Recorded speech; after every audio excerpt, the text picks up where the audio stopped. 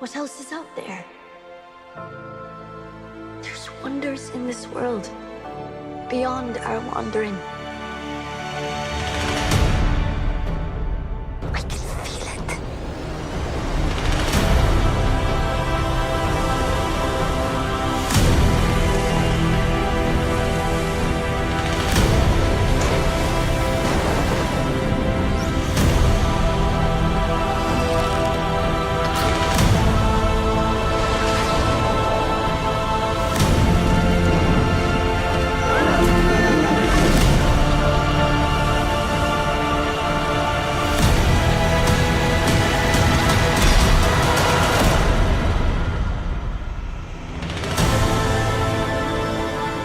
Hey guys, welcome back to the Geek View.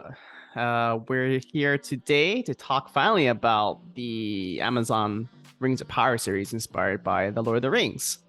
I feel like you've been waiting forever for this. I've been waiting a lifetime for this. It's funny because we think about the time we waited for House of the Dragons, Stranger Things Season 4, Volume 1, Volume 2. And here we are now, finally, with Lord of the Rings content. I'm sure every geek is shaking the boots. Well, shaking in their boots or shaking their fists in the sky. I don't know which one. I'm excited. I like it. Now. You like it now after watching episode 3 when we're only recording, we're only doing reviewing episode 1. Yeah. Well, yeah, it's funny because 1 and 2, like House of the Dragon, right? It's like episode 3 really is the episode that got me hooked. But I think that's why when you refer like to watch shows and you say, hey, you should check out this show, and it normally takes 2 to 3 episodes to really get into it. And I think I understand that now, because the last 2 shows that I've watched, it took me up to episode 3 to finally appreciate it. What other shows was that? Like, are you talking about House of the Dragon and House of the Dragon, The Boys? You know, I'm still waiting to get into Breaking Bad. Oh, what, really? I know. I can't get past that first couple of episodes. We might have to do Die Hard or Not to Die Hard. No, I don't. Well, I don't know if I can convince you for that one. Maybe the people in the comments can let us know. Tell me, why should I watch Breaking Bad? Because it's a great show. That's what I hear. That's what I hear. That's what I read too. Best TV show of all time. That's what I'm hearing. Best TV show of all time. That's funny because like I consider the spin-off, the prequel, Better Call Saul, to be a better show than Breaking Bad. Oh, really? Yeah, but we're not talking about that. That's a discussion. That's a discussion for another time. As my friend Cyber Bunny would say, we're not here to talk about that. What are we here to talk about, Jeremy? Tell me. We're here to talk about the first 2 episodes of Rings of Power and the premiere of it.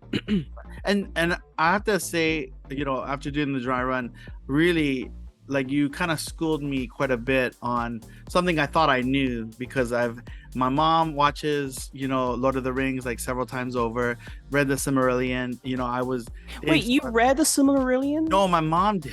Oh, your mom. My mom did. My mom and I are very similar. You're probably. That's so funny. It's like, yeah, I know all about Lord of the Rings because my mom read the now I feel Silmarillion. like I know nothing. I know nothing. Jeremy, that's like saying, oh yeah, I know everything there is about the education department because my dad is a teacher. Has a PhD in it. What, like, the first episode, was it everything that you expected? It's interesting because like after watching the first 2 episodes, like I don't know if this is a good thing or a bad thing, but it's like I don't really quite know what's going on. No. I don't know how the story is going to progress. Oh, right. There's a lot of they set up a lot of. I can see that they set up a lot of different things, and you know they have a lot.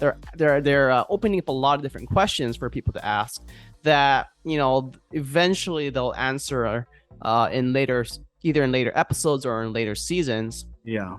And so it's like I mean the big thing is like Tolkien's the Lord of the Rings lore is like so large and expansive, right? So they have to do so much with so little time. There's only so much like you can show, right? Unlike a book or, you know, words on a page where you can like go on and on. Yeah. The hardest thing is the way that most TV and movie formats, they try to condense it. It's not like they can keep going, right? Like with a book, you can keep writing. Yeah. You know, as long Yeah, as you want. they do have to condense it, and Yeah. you know, they did the same thing. I mean, they had to do the same thing for the Peter Jackson films, right? Right. The original adaptations, right? Lord of the Rings. Yeah, I mean, some people forget, like, you know, not everything in the series is what came to, or happened in the book, or if it did, it was a very condensed version or simplified version. Yeah. Same thing as Lord of the Rings. It's not an easy thing to do, for sure. Actually, tell me a little bit about where this takes place. I know you kind of mentioned it to me the other day. When it takes place, like when it happens, where does this fall in the whole storyline? It's actually surprising, or not surprising, it's just interesting to like know like what people are aware of and what people are not aware of for this show. I'm aware of nothing. So this show takes place what's known as the second age of Middle Earth. Right. So this is like centuries before the events of The Hobbit. Oh, The Hobbit, not even the Lord of the Rings? Yeah. Oh, Because The Hobbit takes place what's called the Third Age. Oh, I see. Yeah. So Yeah. does this take at the end of the Second Age? The Hobbit? In The terms, Hobbit? well, if I'm not too sure of like how far back or at what point we're in the Second Age, because it looks like they're trying to condense a few Timeline. characters and events into like one continuous timeline rather than having it spanned out over like decades. So we know that this takes place during the Second Age, right? And we even know that this is probably early on in the Second Age because of the fact that this entire story revolves around Sauron creating the Rings of Power. Oh. And the One Ring, right? Which is the focus of the original trilogy books. The Ring of Power. The Ring of Power, yeah. And he creates all of these other rings for the different races to control them. Hey, I did see the clip of the beginning when they kind of did the whole, like, this is who has rings and everything. Galadriel had a ring. Yeah, she has a Ring of Power. Dang. Okay. Yeah. She has, she's given the Ring of Power, I think it's called Nenya. Nenya business. No, that's Nanya. This is Nenya. Sure. Yeah, and I think even Elrond had Ring of Power as well. Oh, okay. Yeah, That's but pretty I mean, again, they're not really touched upon in the movies. It looks like this was taking place after the first Dark Lord, Morgoth, yeah. is defeated. Morgoth. Now everyone believes like the threat of evil has passed, and that kind of leads us into the first episode of the series, where it's like Galadriel's kind of looking for Sauron. She does go to the ends of the earth to kind of look for Sauron, because even before that, right? Like the brother was a part of that big war, and he lost his life. And then to also give to more perspective, so this is also before the time of Gandalf and the wizards, because they don't come until after Sauron is initially defeated. And then, of course, the coming of the Rings of Power and Mordor. Wait, Mordor is a place. I'm sorry. Okay. So that's a big spoiler for later episodes. But then there is a Mordor in the movies, right? There is a Mordor in the movies, but Mordor is a big spoiler for the for Rings of Powers. In Rings of Power for Did episodes. you just spoil myself just by saying that? Yes. Damn. Okay. Sorry. But this is definitely before the creation of Mordor. So in the episode, are they creating Mordor? Well, that's for future episodes. Well, yeah, and I find that very interesting. You know, that's what I gathered. a lot from So this I mean, it's episode. like it's before like a lot of what people are what most we're familiar with, right? Yeah, it's set way before everything that people are familiar with, aside from, you know, the few characters like Elrond and Galadriel. Prequels are so popular. The Hobbit is technically a prequel as well. Are you talking about the films? Yeah, sorry, the Hobbit films. I guess so. I guess it is considered a prequel. Yeah, it is a prequel. Yeah, prequel to Lord of the Rings. No, it is a prequel, and then yeah, because you can call Lord of the Rings a sequel. Tell us a little bit more. Like, I remember you mentioning about the IP or something like that about the Silmarillion. Okay, so here's I don't know. Okay, this is another interesting thing that I recently was made aware of, is the fact that not everyone knows that the Rings of Power are not based on the Silmarillion or the Unfinished Tales or the Legendarium and all those extra Are stuff. those all books? Were those books in the? Yes. Well, they're the individual books. Yeah. Oh, That were written by J.R. Tolkien but never finished, published and edited by his son Christopher Tolkien. oh, that's why his name kept popping up. So Yeah. all of those titles, and I mean, not titles, they're actually just collection of notes, stories, and essays, really. Right. All of that extra stuff, which kind of describes a lot of what happens, in the first age and the second age, are kept by license or protected by license by the Tolkien estate, and so Amazon doesn't have access to any of those. That's crazy. They couldn't secure. They couldn't buy it out. Jeff Bezos couldn't afford that. Nope, the Tolkien estate rejected it though. Oh wow. Some things money can't buy. I like Galadriel, so she was. So going the through thing is like without like a lot of source material to reference, right? It begs that it kind of creates a lot of holes in the plot. Actually, even with all of that stuff, I feel like there's still a lot of holes in the plot. Like Really? yeah, because the thing is, okay, the way that the Tolkien world is kind of right now, it's like for a lot of subplots and side storylines, like point A and like point D, but you don't necessarily know what happens in point B and C, for example, right? You don't always know all these small little details. Oh, like what are some details that we could have missed? I mean, it's hard because I have no frame of reference, and I'm not. I mean, like a fan. I guess I'm a fan. Scattered. It's scattered, right? It's all of this information is scattered amongst different things, and also the fact that there's a lot of versions of certain facts that get rewritten by Tolkien later on, or he reverses back on his decision. So like sometimes things contradict themselves. Oh. Didn't see, and that's why I do like George R.R. Martin, because George he seems like he has a fully documented, doesn't change anything kind of world.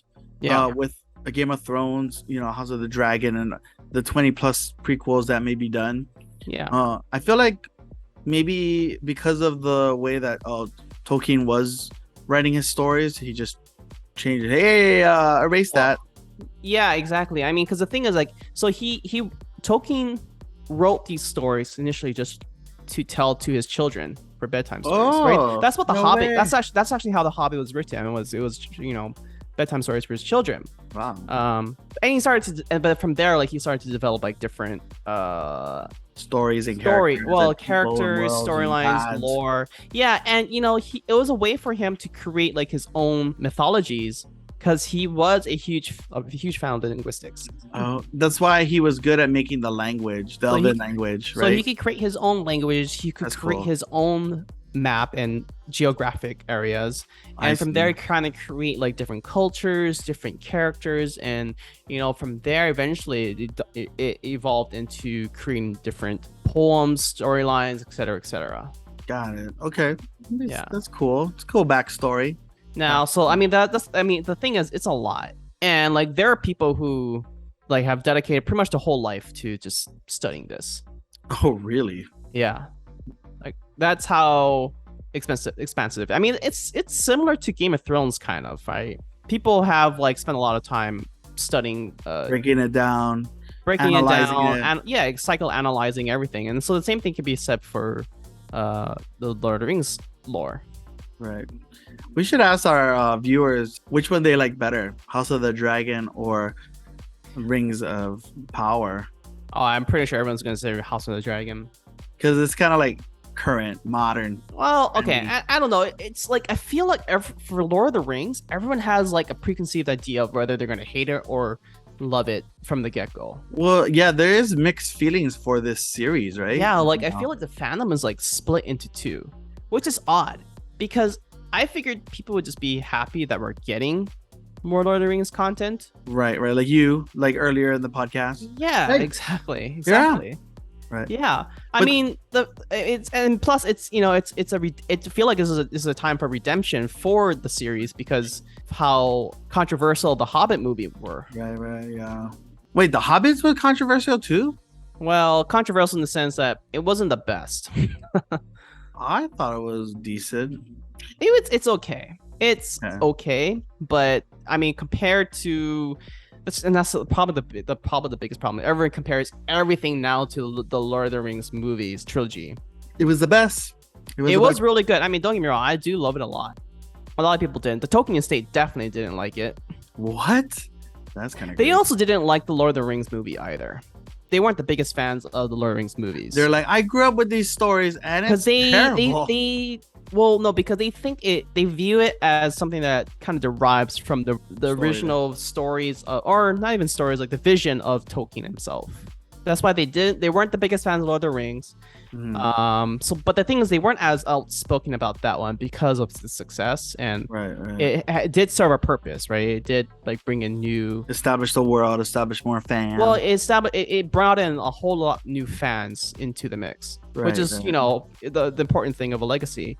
But they were very vocal against the Hobbit movie. Wow, that's kind of weird. I got to read up on that. That sounds very interesting. Mixed reviews right now, but overall, heading into it, there is a lot of questions.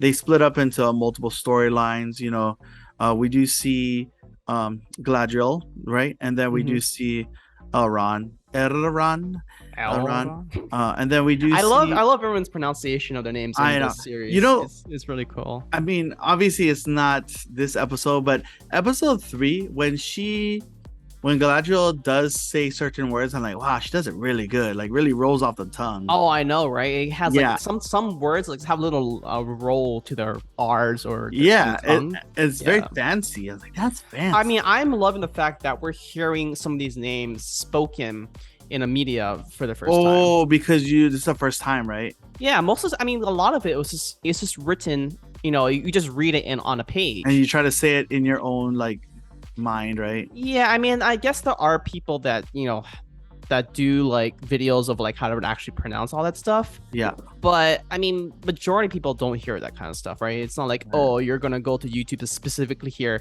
how do you say Gil-galad, right? For example, right. But that's what I also like about like House of the Dragon, and this is that saying all these different names and family houses, just so much fun. Like it's really takes you out of the real world, right?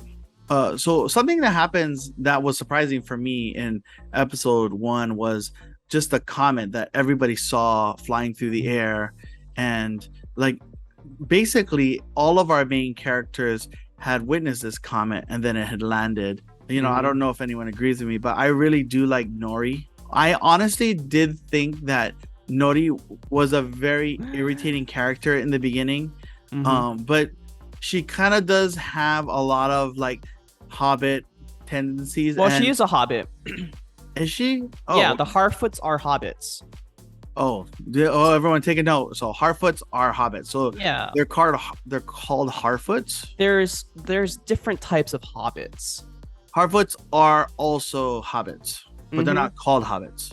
I don't know exactly when the term hobbit arrives or is first, spoken introduced in the lore. Right. Because the thing is like, I think in the Lord of the Rings, most people call them halflings. That's right. Hobbits. I do remember that. Right. Yeah. I don't think they specifically say, "Oh, these are hobbits." I mean, aside from like the very few or that one town in the first movie, they call them hobbits. But yeah, I think for the most part, they're referred to as halflings. Wow. That's a kind of detail that evolves over time, obviously, and becomes part of the... I think if anything, it's only really Gandalf that I could be wrong. You're a hobbit. It feels like, at least in my opinion, it feels like the one that's using the term hobbit is mostly Gandalf. I think for everyone else, they're halflings. That actually makes it a little bit interesting, because when the comet does come through, this mysterious man, which there seems to be so many theories around who this person may be. Me and my friend were thinking that this guy's a wizard, like the first wizard. The thing is, there's only 5 wizards. Oh, okay. In Gandalf the Grey, Saruman the White. Yeah. Right, I guess the brown. Right. Yeah. Those are the three that we've met so far, right? In Lord of the Rings. Those are the only three that we kind of know of. Right, Actually, right. that's the only, actually they're only three that Tolkien ever bothered to Introduce us to. Here you go. kind of like just involve in the story. Gotcha. Okay. The other two are, he just calls them the Blue Wizards, and we don't even know their human names. I mean, do you think that, like, for that person driving, you think he might be a wizard? You think I might be one of Yeah, the so wizards? there's a lot of interesting theories about who that Comet Man is. Right. So the most Comet the Man. most popular one Man. is he's Sauron. That'd be crazy. Well, see, that's what I say. Like, where does the line get drawn when it's a theory and it's a spoiler?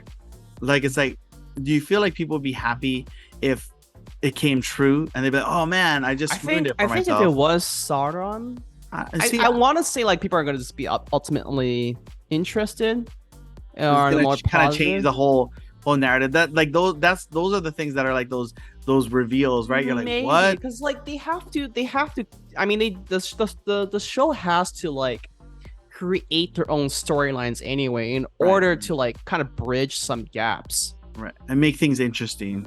Yeah, and make it interesting. And like, you still have a full story to tell. You can't just say, here's the beginning, here's the end, right? We know that the end result is, we just don't know everything that happens In between. In a movie, there's so much you have to describe, things like which character or what the characters are feeling specifically at the moment, and like how are they going to react, how are they, what are they going to say, stuff like all that kind of stuff come from like interactions with either themselves or an enemy or an ally, for example. But they have to create all of that context for us in order to tell a complete story. And that's what's really great, I think, about the Rings of Power, is the fact that they're building all these characters, people we don't know, but I mean, maybe we're familiar with some of them. And I do feel like it's very hard nowadays as a director or even as a story writer to be like, oh, how do I keep this a secret? How do I not tell people? Like they literally have to put people on contracts to not say something. They also have to like watch out for the IMDb's and have to do, it's such a different world now when things are revealed. You're like, oh shoot, spoiler. Yeah. So I mean, and that kind of leads into a lot of like the criticism that the show's already getting. I mean, I think right now I feel like the show is getting review bombed by a lot of people. Getting what bombed? Review bombed. Oh, because it's so good. Because they just absolutely hate it. Like your friend, right? He said, "Oh, it's nothing but a woke mess." Yeah, it was.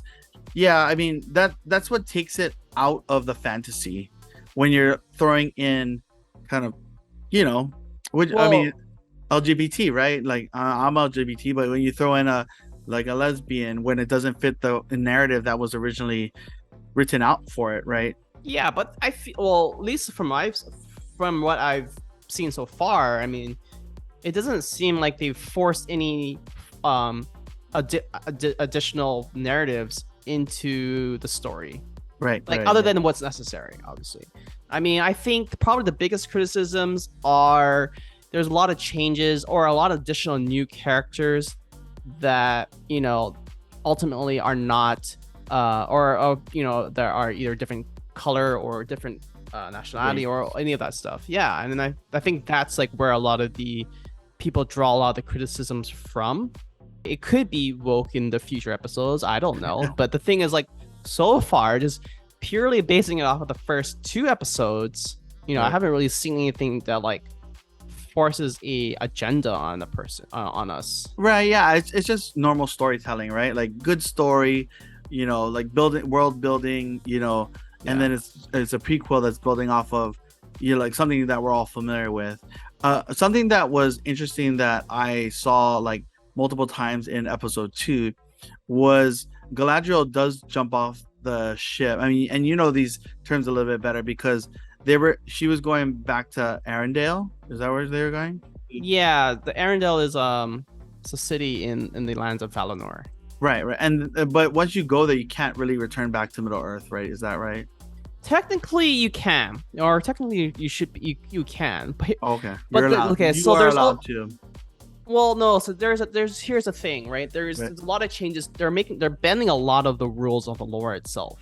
Oh, like in Rings of Power? Yeah, in Rings of Power, they're taking a lot of certain liberties with the show, with the what's going on. So, for Okay. example, one thing is is the fact that they're able to travel back to Valinor at this time is already like, I guess, something to note because initially the elves were pretty much banned from going back by their gods. Oh, that's interesting. Yeah. Yeah. And the other thing too is the fact that that High King of the Elves, Gil-galad.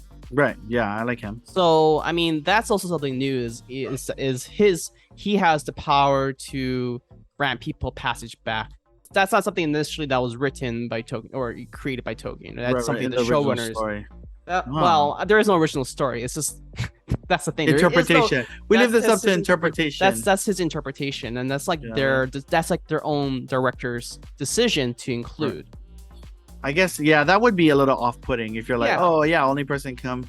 Because something that was interesting for me was the fact that Galadriel did jump off, and I found out after watching episode 2 that she didn't want to go to Arendelle because she felt like there would just be too much guilt and unresolved feelings for her to leave her brother. Yeah, I mean, and plus, that was the only route they could take is she had to jump off because the only time she ever goes back to the lands of Valinor is at the very end of the Lord of the Rings. Yeah, I did see that too. I made that connection. I was like, oh, doesn't she go like 1 bajillion years later to Arendelle? And centuries later. Yeah. But I only picked that up when she was stranded with that one dude after the worm attacked their boat. Halbrand. Yeah, he's an interesting character. So he's a new character created by Amazon. Oh, by Amazon. Well, the showrunners, whatever you want to call it. Right. Oh, so interestingly enough is him being in there, like it's neat. Like there's so many characters that I'm just like, who are you and what is so that's the thing. Is like they're ignoring a few key characters, or at least characters that I think are important.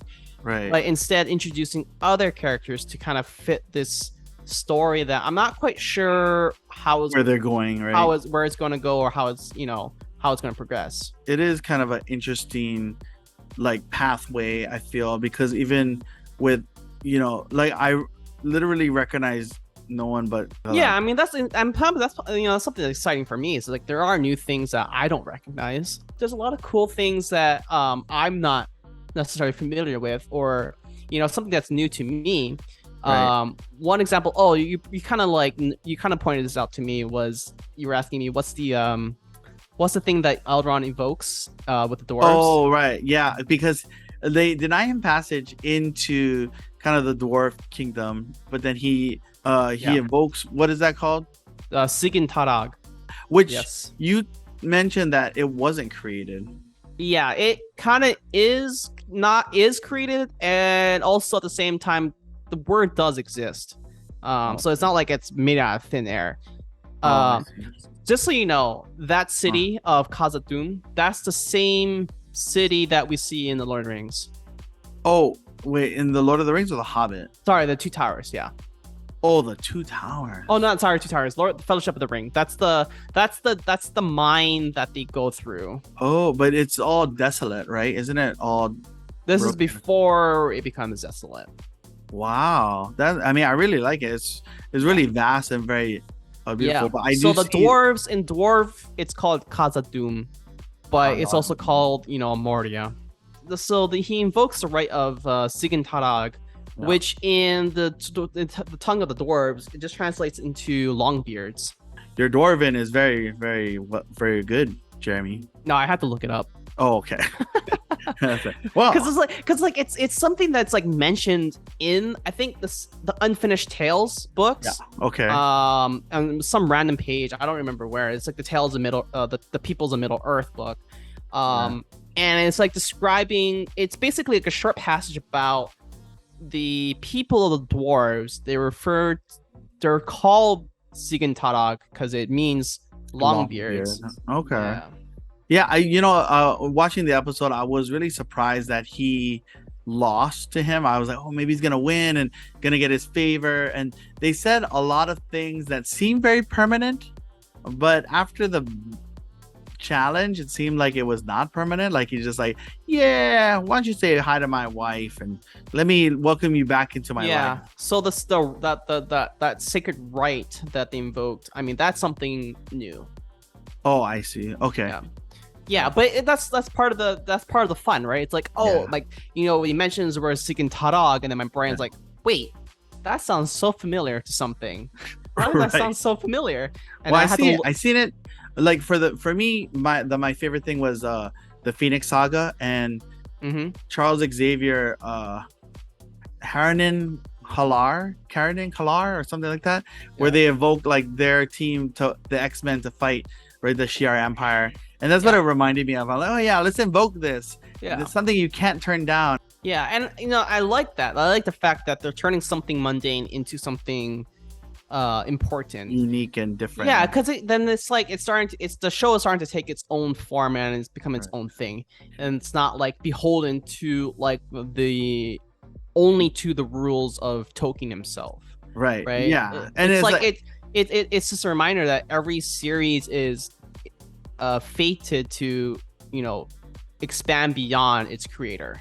And so later on, we do of course see Elrond kind of Elrond talk about like his plans, because he was seen by this really well-known elf smith.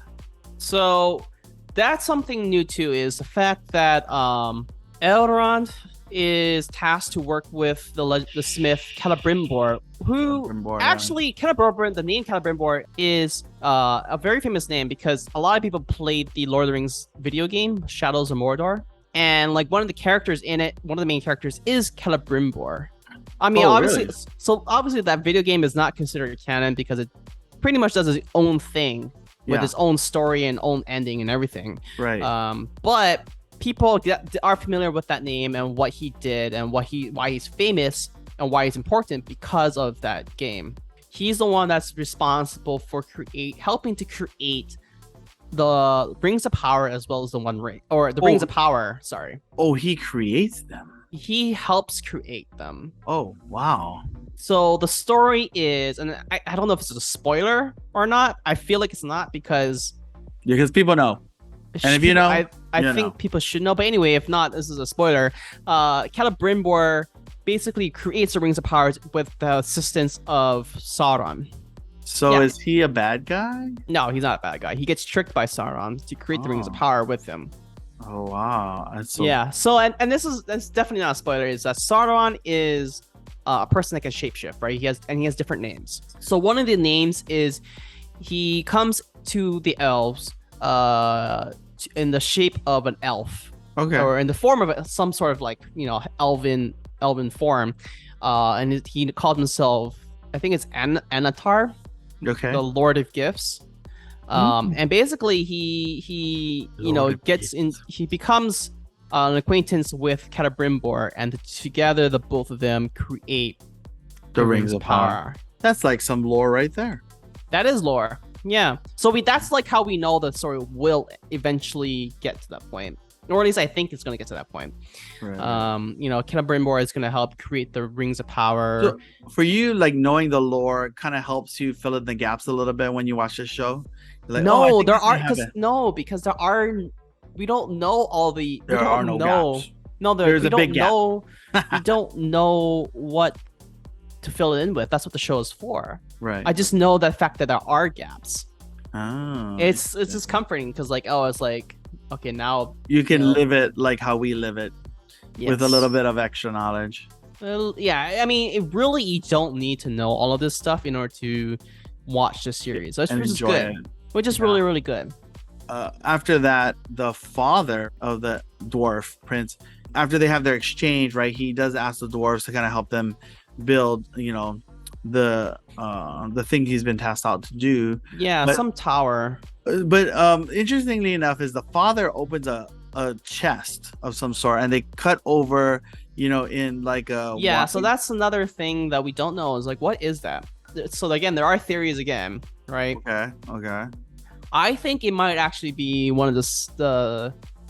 Well, actually, I don't even know anymore because I was gonna say I'm initially thinking, oh, is this gonna be one of the Cimmerils? Yeah. Oh, I see. The But duels. thinking back to what I just said earlier is that they don't have rights to the Cimmerillion. Yeah. I don't know anymore. They might not talk about the Cimmeral. I mean, it looked blue. Yeah, they have something, which is intriguing. I don't know what it is. That's The only things that I think of note that I remember about the Yeah. dwarves is, they obviously they had their own rings of power. Right. They were really good at smithing with mithril, and Mithril, yeah. and one of their important jewels was the Arkenstone, and that comes from the Hobbit or from the Hobbit movies, right? Which at one point was almost considered to be a Cimmeril, but that's a discussion for another time. The important thing is, yeah, I know, right? That's the hard part. It's like you can go into all these different tangents. Yeah. The important thing though is like, wait, I don't know what's in that chest. I don't know what that shining thing is. That caught my eye, and I was like, okay, well, they're gonna hold that back. And then, of course, they had the kid that had Sauron's look like his sword or some type of sword. I see now all these kind of storylines like branching out, and the pacing, like the TV versus a movie, right? The pacing is a lot different, right?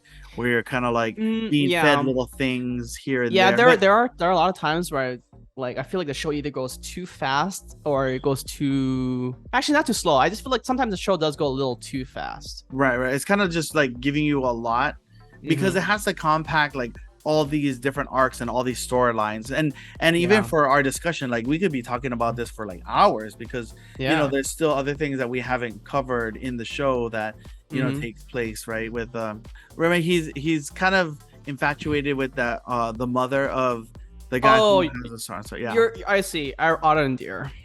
Yeah, Arondir is a new elf character created for the show. I mean, we obviously can talk about all of this stuff for a very long time. There's a lot of things to cover. Yeah, and they have to streamline. The thing is, I understand they have to streamline a lot of things because they skipped over a lot of lore in this episode. Right. So it's crazy because a lot of context, I guess. There's a lot of context to fill into this story that is the Rings of Power, but then we also have like things that we haven't talked about, us, as watchers. Like we haven't talked about the mystery man, and he does something with the fireflies, which I thought was like a pivotal moment, and made me feel like maybe he could be Sauron, you know what I mean, because of the fire. Well, we don't know who he is. That's the big mystery. We don't know who he is, because I think he's either one of the Blue Wizards or Tom Bombadil. Wait, who do you think? I hope I hope he is. Right, yeah. So there's that, and then we have just all these convergent storylines. So it's kind of neat to see like where everything's gonna end up. Yeah, I mean, I think that's why like and subscribe this video. You gotta continue watching because we're gonna watch, and finally, I'm not procrastinating on watching any of these shows, even though there's so many shows to watch. I'm excited. I think that, like I said, after watching the third episode, I'm super stoked, and I know like these characters a lot more intimately. Jeremy's been a fan since, I don't know, before the Cimmerillion. So I've been a fan since the dawn of time. Yeah, before the movies ever came out. Yeah. Wait, were you a fan before the movies?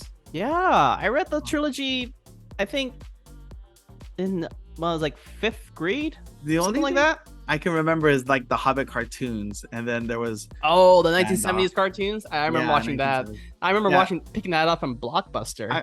Yeah, exactly. Yeah. Like I went to Blockbuster to grab a copy, and that was my first introduction to the Hobbit, but I didn't know the tie-in to Lord of the Rings. So I feel like now, like this, right, the Rings of Power, like the Hobbit, and then of course Lord of the Rings, it's like now I get to kind of be further introduced into this vast world that Tolkien has created. And but make sure you guys like and subscribe, check back for future episodes, and we'll see you guys later.